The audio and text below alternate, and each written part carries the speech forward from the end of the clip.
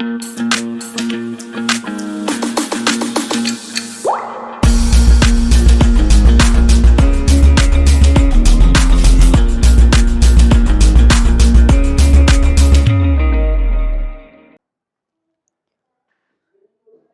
everyone, a very good afternoon to all of you and welcome back to The Layman Way, जहाँ पे हम रोज़ के MCQs discuss करते हैं for one current 5 current affairs के question और 5 स्टैटिक पोर्शन के करंट अफेयर्स। तो स्टैटिक पोर्शन में आज हम ज्योग्राफी लेंगे, है ना। ज्योग्राफी के करंट अफेयर्स को हम डिस्कस करेंगे, है ना।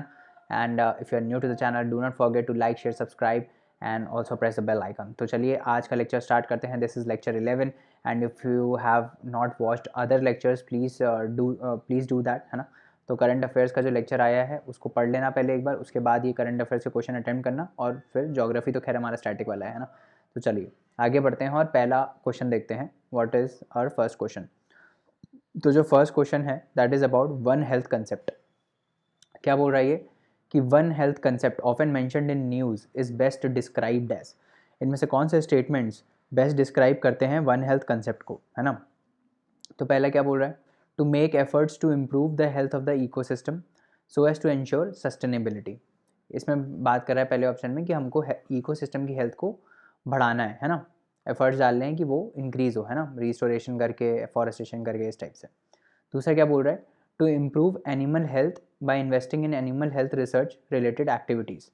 तो मतलब एनिमल हेल्थ को प्रोटेक्ट करने की बात कर रहा है दूसरा, कि हमको एनिमल हेल्थ को बढ़ावा देना है, प्रोटेक्ट करना है, तो हम उनकी रिसर्च फैसिलिटीज़ में और ज़्यादा पैसा लगाएंगे। तीसरा क्या बोल रहा है, to attain optimum health for people, animals and our environment through collaborative efforts of multiple disciplines. तो मतलब बहुत सारे डिसिप्लिन्स के क्षेत्रों को आपस में ला के जो लोग हैं और एनिमल्स हैं और इन्वायरमेंट है, इन सब की हेल्थ को हमको प्रोटेक्ट करना है ना।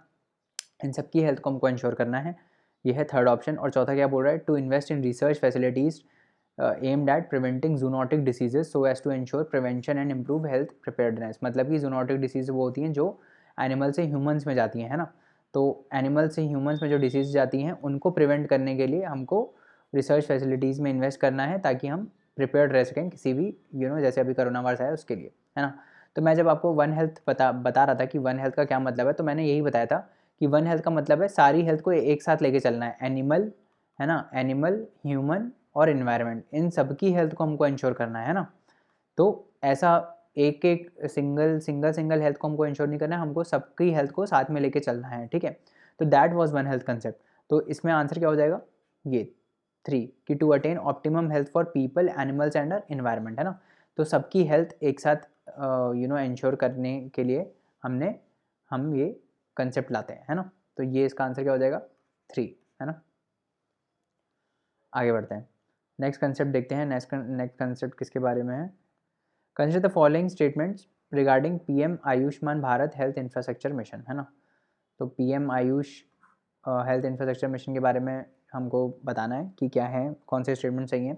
तो पहला क्या बोल रहा है, its aim is to fill the gaps in public health infrastructure mainly in critical care facilities and primary care in both urban and rural areas at regional and national level, है ना। तो नॉर्मल सी statement है भाई, health infrastructure को हम बढ़ावा देंगे, तो यहाँ पे भी हमने क्या बोल रहे हैं कि हेल्थ इंफ्रास्ट्रक्चर में जो गैप्स हैं उनको हम एड्रेस करेंगे, है ना। तो जनरली सही होगा ऐसा स्टेटमेंट, है ना। तो पहला सही है। दूसरा क्या बोल रहा है, through this critical care services will be available in all the districts of the country with more than 1 lakh population through exclusive critical care hospitals while the remaining districts will be covered through referral services। ठीक है, अब ये क्या बोल रहा है कि 1 लाख से ऊपर जिन भी डिस्ट्रिक्ट की पॉपुलेशन है, ऐसे तो बहुत सारे डिस्ट्रिक्ट होंगे, लगभग सारे ही होंगे जिनकी 1 लाख से ऊपर पॉपुलेशन है ना, उनके लिए हम क्रिटिकल केयर सर्विसेज अवेलेबल कराएंगे, लेकिन बाकियों के लिए रेफरल सर्विसेज लगाएंगे, है ना। तो ये जो क्राइटेरिया है ना 1 लाख वाला, ये बहुत ही छोटा है इस केस में क्राइटेरिया, है ना। कम से कम 5 से 10 लाख होना चाहिए पॉपुलेशन, तभी तो आप सेग्रीगेट कर पाओगे ना डिस्ट्रिक्ट्स को। ऐसे तो सारे डिस्ट्रिक्ट्स आ जाएंगे इसमें, तो फिर फ़ायदा ही क्या हुआ बाकी को छोड़ने का, बाकियों को भी कवर कर लो, है ना। तो 1 lakh is a very less population, तो दिस इज़ रॉन्ग। एक्चुअली में इसका है कितना, कि 5 लाख पॉपुलेशन अगर होगी, 5 लाख पॉपुलेशन से ऊपर वालों के लिए हम क्रिटिकल केयर सर्विसेज अवेलेबल कराएंगे, है ना। तो सेकंड इज़ रॉन्ग, आंसर क्या हो गया, ए ओनली, है ना। आंसर क्या हो गया, ए ओनली, ठीक है। आगे बढ़ते हैं, एक्सरसाइज युद्ध अभ्यास is a joint military training exercise between which of the following. तो युद्ध अभ्यास किसके किसके बीच में होती है ये आपको बताना है। पहला है इंडिया एंड यूके, दूसरा है इंडिया एंड बांग्लादेश, तीसरा है इंडिया एंड श्रीलंका, है ना, और चौथा क्या है, इंडिया एंड यूएस। तो हमने देखा था कि युद्ध अभ्यास किसके बीच में होती है, इंडिया और यूएस के बीच में, है ना। अब आपको ये बताना है इंडिया और यूके के बीच में कौन सी एक्सरसाइज होती हैं, कमेंट करके बताना। इंडिया और बांग्लादेश के बीच में कौन सी होती है और इंडिया और श्रीलंका के बीच में कौन सी होती है ना। तो ये बताना मेरे को नीचे कमेंट करके, रिवाइज करते चलते चलो इसमें, है ना। आगे बढ़ते हैं। Indian sociologist was a journal founded in London by which of the following personalities. किस पर्सनैलिटी ने इंडियन सोशियोलॉजिस्ट को, जो जर्नल है उसको फाउंड किया था। पहला है भिखाजी कामा, दूसरा है दादा भाई नारोजी, तीसरा है श्यामाजी कृष्ण वर्मा और चौथा है एस.आर. राणा। तो हमने देखा था कौन थे, श्यामाजी कृष्ण वर्मा थे, है ना। इन्होंने ही इंडियन होम रूल सोसाइटी वहाँ पे फाउंड करी थी और इंडियन हाउस जो था वो भी वहाँ पे सेटअप किया था, है ना। तो ये याद रखना, लंदन में दोनों थे। आगे बढ़ते हैं। Kalamkari painting was given GI tag recently, it belongs to which of the following states. तो कलमकरी पेंटिंग जो है जिसको GI टैग दिया गया है, अभी GI टैग दिया गया है, तो वो किस स्टेट की है, कर्नाटका, आंध्र प्रदेश, तमिलनाडु, केरला। तो ये तो आपको पता होना चाहिए कहाँ की है, तमिलनाडु की, है ना, तमिलनाडु की है ये कलमकरी पेंटिंग, है ना। तो इसका आंसर हो जाएगा 3 ओनली, ठीक है। आगे बढ़ते हैं। Consider the following statements regarding zero waste cities challenge. तो जो zero waste cities challenge launch हुआ है उसके बारे में बताना है। It was launched by United Nation Environment Programme UNEP in Johannesburg, Ho Chi Minh City and Guwahati, है ना। अच्छा, दूसरा क्या बोल रहा है, its aim is to find grass root solutions to resource efficiency, waste collection and recycling in South Africa, Vietnam and India. तो देखो ये तो नीचे वाला जनरल स्टेटमेंट है ना, नीचे वाला जनरल स्टेटमेंट है बहुत, कि भाई हम वेस्ट कलेक्ट करेंगे, रिसोर्स एफिशिएंसी को इंश्योर करेंगे, तो जनरली सही होना चाहिए। बट इसमें कंट्रीज़ क्या है, साउथ अफ्रीका, वियतनाम और इंडिया, है ना। और ऊपर क्या कौन कौन सी सिटीज़ हैं, जोहान्सबर्ग है ना, होशी मिन सिटी और गुवाहाटी है। तो कुछ रिलेशन दिख रहा है दोनों के बीच में, रिलेशन दिख रहा है ना कुछ। तो इसका मतलब ये सही है, कुल मिला के सेकेंड वाला सही है, क्योंकि पहला भी उन्हीं सिटीज़ के बारे में बात कर रहा है जो यहीं इन्हीं कंट्रीज़ में है ना। अभी पहले पहले में क्या है कि ये बोल रहा है कि UNEP ने लॉन्च किया है ना, तो दिस इज़ रॉन्ग, क्योंकि ये UNEP ने लॉन्च नहीं किया, ये वेस्ट एड करके एक ऑर्गेनाइजेशन है उसने लॉन्च किया था, है ना। तो दिस इज़ रॉन्ग, पहला ऑप्शन जो है वो गलत है। तो दूसरा क्या हो जाएगा, बी। तो आंसर क्या है इसका, बी ओनली। कुछ कुछ चीज़ें तो पता ही होनी चाहिए, मतलब हर चीज़ लॉजिक नहीं होगी, थोड़ा बहुत लॉजिक चलता है, बट कुछ कुछ चीज़ें तो पता होनी चाहिए ना। आगे बढ़ते हैं। Consider the following statements. अब यहाँ से ज्योग्राफी स्टार्ट हो रहा है ना। देखते हैं 3 क्वेश्चन और 4 क्वेश्चन और देखते हैं। पहला क्या है, Asiatic lion naturally found in India only. Asiatic lion सिर्फ इंडिया में ही मिलते हैं। दूसरा क्या है, double humped camel is naturally found in India only. और तीसरा क्या है, one horn rhinoceros is naturally found in India only. तो हमने करंट अफेयर्स में कितनी बार बात किया वन हॉर्न राइनोसोरस के बारे में, है ना। मैंने आपको ये बताया कि कहाँ सबसे मैक्सिमम मिलता है, कहाँ एब्सोल्यूट मिलता है और कौन से रीजन्स में मिलता है। क्या मैंने आपको ये बताया था कि ये सिर्फ इंडिया में ही मिलता है, नहीं बताया था मैंने आपको, बल्कि ये बताया था कि ये इंडो नेपाल रीजन में मिलता है ना। वो जो तराई वाला बेल्ट है उसमें मिलता है ये, है ना। तो इंडिया ओनली तो गलत हो जाएगा ये, ठीक है। थर्ड ऑप्शन गलत हो गया, थर्ड हम हटा देते हैं ऑप्शन से, सी गया, डी गया, ठीक है। अब बचा इन दोनों में से कोई एक स्टेटमेंट सही है ना। डबल हम्ड कैमल के बारे में हो सकता है आपको ना मालूम हो कि डबल हम्ड कैमल कहाँ इंडिया में मिलता है कि नहीं मिलता है, but Asiatic lion is very famous, है ना। एशियाटिक लॉयन को हम बहुत बार न्यूज़ में पढ़ते हैं। एशियाटिक लॉयन जो है हमको पता है कि कहाँ वर्ल्ड में सिर्फ कहाँ है ये, गिर नेशनल पार्क में है ना, गुजरात में सिर्फ वहीं है और कहीं नहीं है ना। तो Asiatic lions are found in India only, this is correct, है ना। तो आंसर हो जाएगा 1 ओनली। क्या हो जाएगा, 1। भले ही आपको 2 स्टेटमेंट नहीं मालूम था तब भी आपने ये क्वेश्चन कर लिया, है ना। आंसर क्या हो जाएगा, ए, ठीक है। आगे बढ़ते हैं। Consider the following pairs, famous places हैं और उसके साथ रिवर्स है ना। ये प्लेस है ना, यहाँ पे है रिवर आपकी, ठीक है। तो पहला क्या बोल रहा है, पंधरपुर, वहाँ से रिवर कौन सी जाती है, चंद्रभागा। दूसरा क्या है, तिरुचुपल्ली, कौन सी रिवर जाती है, कावेरी। और तीसरा क्या है, हम्पी, यहाँ से कौन सी रिवर जाती है, मालप्रभा। अच्छा, अब देखो मान लो नहीं मालूम है, ये सब तो नहीं मालूम है, कौन नहीं मालूम, हो सकता है ना मालूम, पंद्रपुर कौन पढ़ता है भाई, पंद्रपुर, है ना। बट ये तो हर कोई पढ़ता है, हम्पी हर कोई पढ़ता है ना। हम्पी हम सबको मालूम है कि हम्पी क्या थी, विजयनगर की कैपिटल थी, है ना।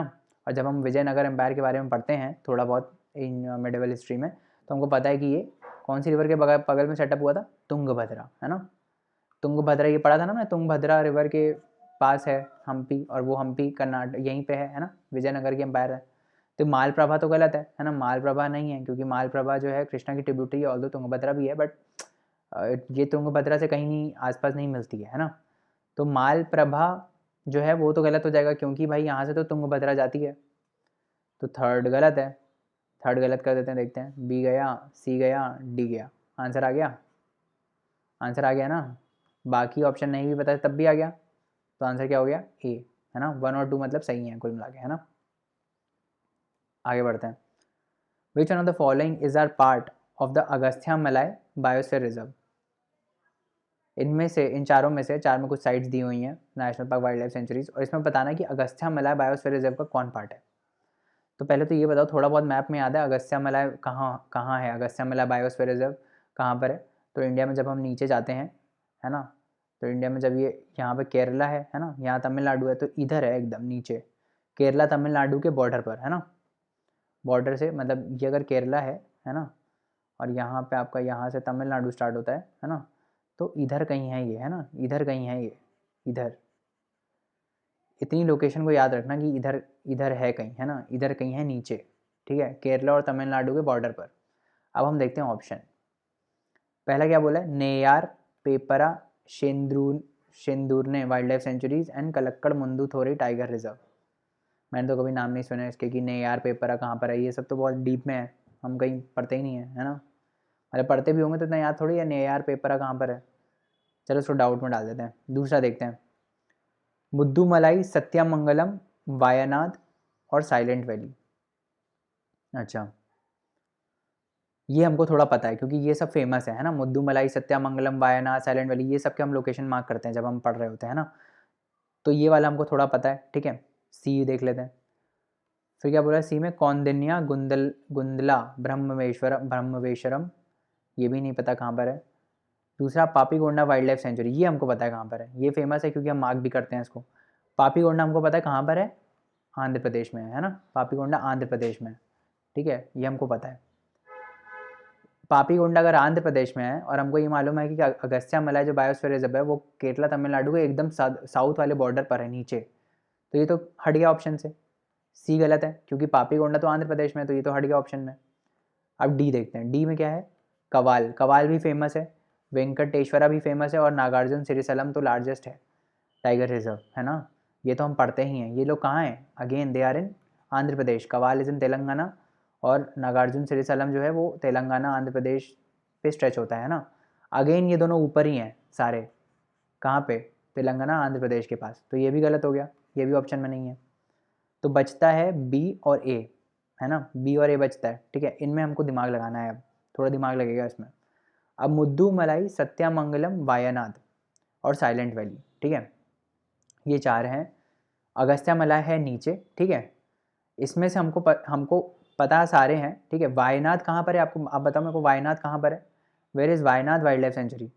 हम पढ़ते हैं ना, वायनाड कहाँ पर है? कर्नाटका का जो ये बॉर्डर रहता है ना, कर्नाटका रहता है यहाँ से, है ना, केरला इधर आता है, और फिर इधर तमिलनाडु रहता है ना, इधर वाला तमिलनाडु, ये तमिलनाडु, ये केरला, और यहाँ से ऊपर से आता है कर्नाटका। तो यहाँ पे कहीं है ये, तीनों से टच करता है ये, है ना, तीनों से टच करता है, कर्नाटका, केरला, तमिलनाडु, मतलब यहाँ पे कहीं है ये, है ना। तो कर्नाटका भी इन्वॉल्व है इसमें। हमको पता है कि अगस्त्यामलाई तो नीचे है एकदम, कहाँ पे है अगस्त्यामलाई? नीचे है ना एकदम, केरला तमिलनाडु के मतलब केरला तमिलनाडु को ज्वाइन करता हुआ है, एकदम नीचे है। तो ये भी गलत हो गया। आंसर क्या हो गया? A only. हमको पता नहीं है नेयार, पेपर है, शेंदुरे कहाँ पर है, बट ऑप्शन में आ गया ना ए, क्योंकि बाकी तीन एलिमिनेट कर दिए। ऐसे क्वेश्चन करने हैं आपको, ठीक है। ये देखो वायनाड इधर है, ये दिख रहा है ना, दिस इज़ वायनाड, ये कर्नाटका है, ये केरला है, ये तमिलनाडु है, और जो अगस्त्यामलाई, ये जो अगस्त्यामलाई की हम बात करते हैं वो कहीं यहाँ नीचे है ना, इधर कहीं है वो, इधर है अगस्त्यामलाई बायोस्फीयर रिजर्व। तो ये तो बहुत ऊपर है यहाँ से, है ना। तो आंसर हो गया था ए। समझ में आया? ऐसे क्वेश्चंस करने हैं। अब देखो ये वहाँ यूपीएससी में ना इतने टफ क्वेश्चंस में हो सकता है आप गलत कर दो, बट वहाँ पे कामनेस के साथ पेपर करना है, बाकी ऑप्शंस के साथ दिमाग लगा के करना है, समझ रहे हो। एकदम ऐसे क्वेश्चन नहीं आएंगे जो आपने बस पढ़े होंगे और जाके वहाँ मार्क कर दिया, ऐसे वो नहीं होंगे, आपको दिमाग हर क्वेश्चन में लगेगा, ठीक है।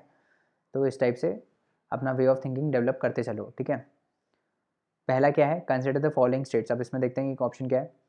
Consider the following state, Chhattisgarh, Madhya Pradesh, Maharashtra, Orissa.